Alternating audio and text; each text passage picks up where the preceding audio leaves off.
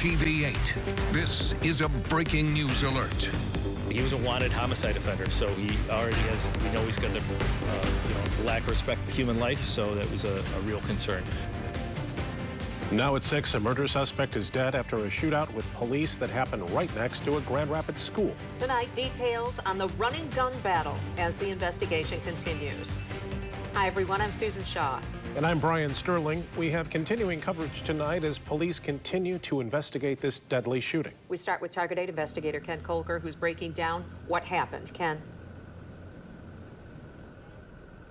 I'm on near Cass Avenue near South Division and Hall Street, where the gun battle ended with the death of the suspect.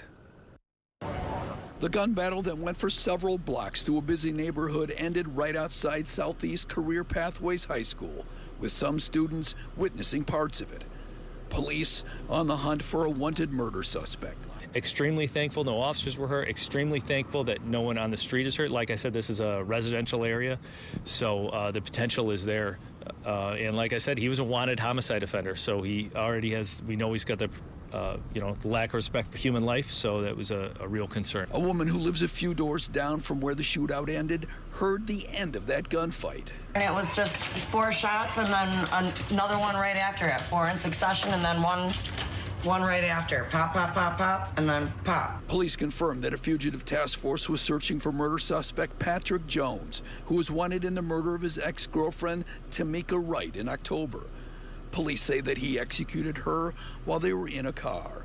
Grand Rapids Police on Monday asked the public for help in finding him, and that led to an anonymous tip through Silent Observer that they would find him at a home near Lafayette and LaBelle. When the officers encountered him, they encountered him in the alley, I believe. Yeah, so I think, and this is all preliminary, I believe he had come out of a house that we had information on, and he made note of the officers, and that's when this started. As soon as he made note of the officers, he began firing at those officers. That firing did not stop until the 1400 block of Cass, so it was a very long-running gun battle. The suspect, police say, was firing what appeared to be a 9mm handgun. All the area schools, we reached out immediately to GRPS, to their director of security and chief of staff, and advised them to any schools in the immediate area while it was still a running gun battle to lock everything down, but that was it was just a few moments that ended. He says the officers returned fire. The officers' squad car was struck numerous times, I saw. And there were so many shots fired by this individual that there's a real chance that there were residences struck as well. And so I do have officers that are doing a full canvass of the area to make sure that there's no other bystanders which were hit also. The chase ended minutes after it started. Start to finish, I'd say maybe 3 minutes. On Cass near Garden, with the victim suffering a bullet wound to the head. Police still hadn't confirmed it was Jones who died. They say they believe the suspect may have shot himself. Are you thinking it's self-inflicted? Are you thinking that's a possibility? I'm thinking that's a real possibility, but until more of the information plays out with the investigation, I won't know for sure.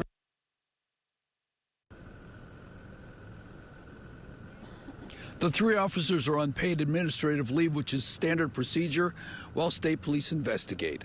Live in Grand Rapids, Ken Kolker, News 8. Those 3 minutes must have felt like an eternity in that neighborhood today. Ken, thank you for that live report.